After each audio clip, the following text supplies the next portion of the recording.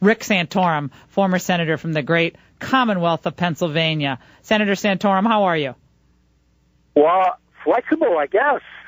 Yeah, you're always flexible, of course. Flexible Friday. Well, what did you think of the president going down to Ground Zero yesterday? Some family members are complaining that they feel like the narrative is too much about him, and also complaining about the CIA's continued investigation and prosecution of the government's prosecution of the CIA interrogators. Yep. Right, it's the people who delivered Osama bin Laden and put it on a silver platter to this president.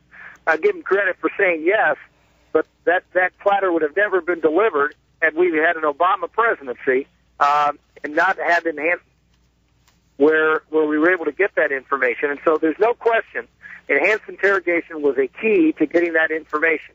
I mean, it was essential to getting that information.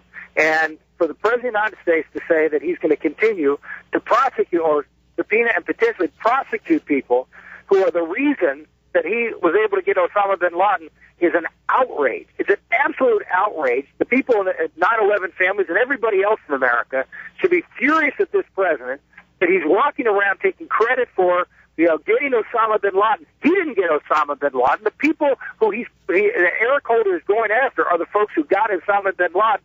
They put him there, and the President of the United States simply said, courageous act, give him credit for saying yes, but that's all he did was say yes. He didn't do the hard work. The people who did the hard work are the folks he's going after, and that is an outrage.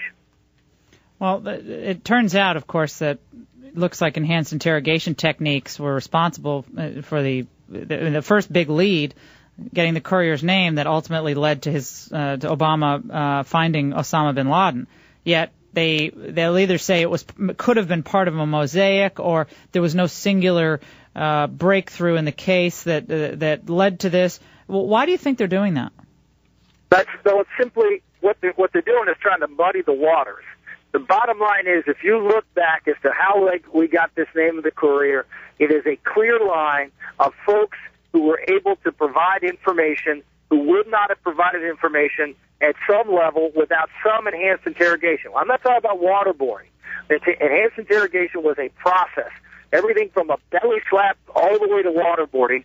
And at some point in time during this enhanced interrogation process, people cracked and people said that's enough, and then they were able to be cooperative and provide information.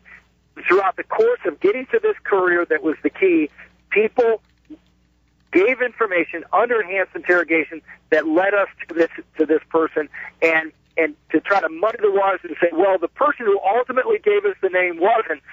You wouldn't have gotten to that person. You wouldn't have had the information to be able to know what questions to ask had you not gotten the information before that.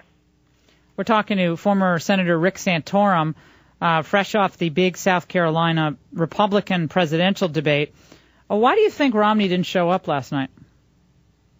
I don't know. I haven't seen Mitt Romney in South Carolina, and for that matter, I haven't seen him in Iowa either. I've seen him in New Hampshire a few times. I mean, if I were folks in South Carolina, I'd say, well, wait a minute. Last week he was in Manchester with me and with Tim Pawlenty, and might add Michelle Bachmann was there.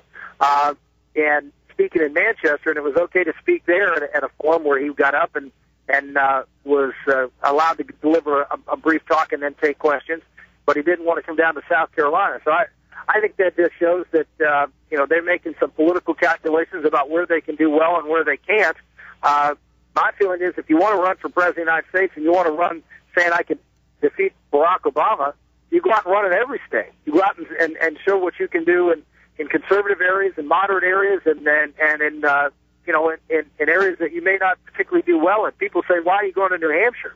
I said, because New Hampshire is the second primary state, and if I'm going to go out and try to convince the Republican Party that I'm the best person to win this nomination and to take on Barack Obama, I better show that I can win, not just in conservative places where they like me, but in places that may not agree with everything that I've stood for and fought for on conservative causes. And I'm perfectly fine with that. And may not win, but my feeling is you have an obligation to go there and fight the fight.